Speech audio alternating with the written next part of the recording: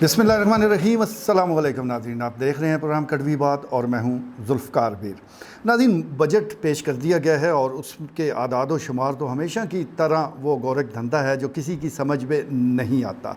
लेकिन इसमें अब इलेक्शन के लिए जो पैसे रखे गए हैं तो कम से कम एक बात तो क्लियर होगी, यानी एक बात का यकीन हो गया कि ये इलेक्शन का साल है। और वैसे भी जिस तरह का बजट पेश किया गया है उससे लगता भी यही है कि मौजूदा जो हुकूमत है उसने कोशिश की है कि आवाम को कुछ ना कुछ रिलीफ दिया जाए। भले उसके पास वसाइल मौजूद नहीं भी है, मांगे तांगे से ही सही, लेकिन कुछ ना कुछ करने की कोशिश की गई है और इलेक्शन के लिए पैसे भी मुख्तस कर दिए गए हैं। इसका साफ जवाब यही है कि अब 4 माह के बाद पाकिस्तान में इलेक्शन का जो मैदान है वो सज जाना है। लेकिन इलेक्शन कौन लड़ेगा, किसके ख़िलाफ़ लड़ेगा, कौन कौन सी मुखालफ कुव्वतें होंगी, इस वक्त अगर सियासी मंजरनामे का जायज़ा लिया जाए तो PDM की 11 जमातें वो तो एक हुकूमत का हिस्सा हैं। गो कहा जाता है कि ये कोई इंतखाबी इत्तेहाद नहीं है, लेकिन फिर भी मिलजुल कर तो चलना ही है, ये तो मजबूरी भी है।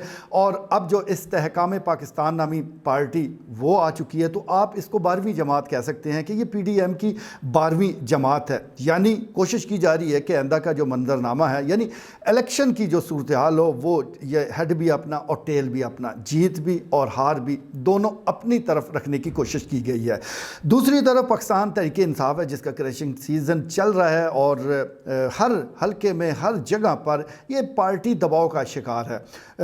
साबिक़ वज़ीर आज़म हो या इनके जो अरकान हैं, जो रहनुमा हैं, धड़ाधड़ उसके हवाले से हमें ख़बरें आती रहती हैं और पर्चे हो रहे हैं, ख़र्चे हो रहे हैं, पकड़ा जा रहा है। ये सारी सूरत हाल अपनी जगह। और इस दौरान हमने देखा कि बहुत से रहनुमा वो साथ छोड़ भी गए, जिसमें ज़िला चकवाल भी, इसका भी नंबर आता है। गुज़श्ता दिनों एक वीडियो पैगाम जारी हुआ, साबिक़ जो रुकने सूबाई असम्बली सरदार आफ्ताब अकबर, उनका वीडियो बयान सामने आया और उन्होंने 9 मई के वाक़यात की मज़म्मत करते हुए तहरीक इंसाफ से लातल्खी का ऐलान कर दिया। ये तो खैर कोई नई बात नहीं थी, लोग मुंतज़िर थे। लेकिन नई बात ये हुई कि उनके बड़े भाई सरदार असगर जो कि इंग्लैंड में मुकीम है, उनकी तरफ से गुज़श्ता रोज़ एक वीडियो बयान वो शेयर किया गया, जिसमें उनका ये कहना था कि हमने टिकट ज़रूर वापस किया है लेकिन पार्टी में मौजूद है। अब इस पर काफ़ी बहस चल पड़ी। सोशल मीडिया में जितने भी लोग मौजूद थे उन्होंने अपने अपने अंदाज से तबसरा किया और इसके हवाले से भी अब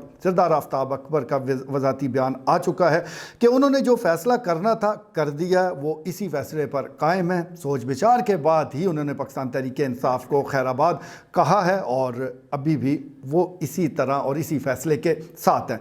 अब सवाल ये उठता है कि ज़िला चकवाल में और कौन सी सियासी क़ुव्वत है कि जहाँ से कुछ ना कुछ खैर मिल सकता है। यानी कोई भी कैंडिडेट अगर उसने सियासत नहीं छोड़ी, वो इलेक्शन में हिस्सा लेना चाहता है, तो फिर ज़रूरी होता है कि वो ऐसी जमात में जाए जिसके पास वोट भी हों। अब वोट तो नून लीग के पास हैं यहाँ, या पाकिस्तान तहरीक इंसाफ के पास। तीसरी जमात वो कौन सी है कि जहाँ पनाह ली जा सकती है, इसका फ़िलवक्त तो जवाब नहीं दिया जा सकता। लेकिन इस सारी सूरत हाल का जो फ़ायदा है वो नून लीग को ज़रूर हो रहा है, क्योंकि जो उनके मुखालिफ वोट हैं वो यकीनी तौर पर बट जाएंगे। तो ये जो बंटवारा है इसमें से उनका वो नंबर जो है वो पहले पे आ सकता है। अब तक की सूरत हाल तो कुछ ऐसी है। एक और आज ही खबर मौसूल हुई कि चौधरी अली नासिर भट्टी जो कि पाकिस्तान तहरीक इंसाफ के रहनुमा हैं, उनको ज़िली सदर बना दिया गया है।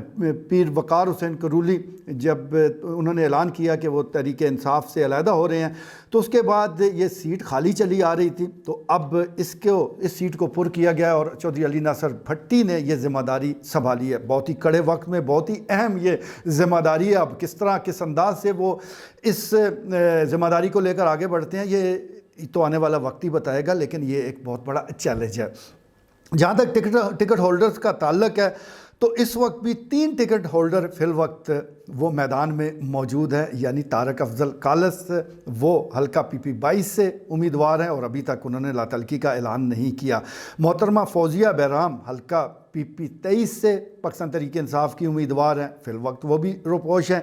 इसके अलावा अगर हम हाफिज़ अम्मार यासर की बात करें जो हल्का PP 24 से पाकिस्तान तहरीक इंसाफ के उम्मीदवार हैं, तो वो तो सऊदीया में मुकीम है, वहीं से बयानात वगैरह जारी कर रहे हैं। और वैसे भी उनका जो सियासी ताल्लुक़ है, जो सियासी सफ़र होता है, वो चौधरी परवेज़ इलाही के साथ ही है। वो अगर लातलकी का ऐलान करेंगे तो इनका भी हो जाएगा। अगर वो जमात के साथ डटे हुए हैं तो हाफिज़ अम्मार यासर भी इसी जमात में रहेंगे। तो ये एक सारी सियासी सूरत हाल है।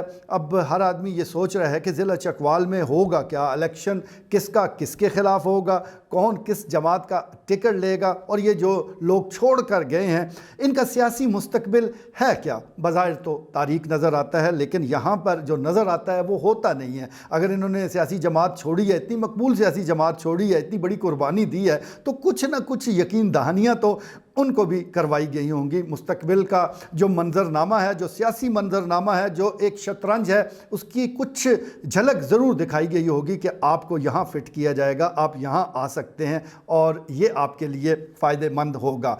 इस वक्त जिस तरह बजट पेश किया गया, जिस तरह महंगाई के हवाले से मामलात हैं, और जिस तरह वज़ीर ख़जाना ख़ुद कह रहे हैं कि अगले माली साल में भी 21% महंगाई होगी, तो ये एतराफ़ तो वज़ीर ख़जाना की तरफ से आ गया। इसका मतलब ये है कि अभी पाकिस्तान की अवाम सुख का सांस नहीं लेने वाले। अगर वो सुख का सांस नहीं लेंगे तो फिर वोट के मौके पर वो किसी को सुख का सांस लेने भी नहीं देंगे। इसलिए अगले जो इलेक्शन है, जो आ रहे हैं जनरल इलेक्शन, ये बड़े दिलचस्प होंगे और इससे जो भी निकलेगा हम दुआ गो हैं कि वो खैर का मामला निकले, खैर की खबर हो। क्योंकि इस वक्त पाकिस्तान को ज़रूरत ही इस बात की है कि कोई तो ऐसा आए जो इस डूबती कश्ती को किनारे लगा दे, कोई तो ऐसा लीडर मुयस्सर हो कि जो इस वक्त अवाम की सूरत हाल को और अवाम के हालत को सही मानों में समझते हुए दुरुस्त फ़ैसले करे। वरना दबाव वाली सियासत तो हमने माजी में भी देखी है, अब भी देख रहे हैं, मुस्तकबिल में भी अगर यही जारी रहे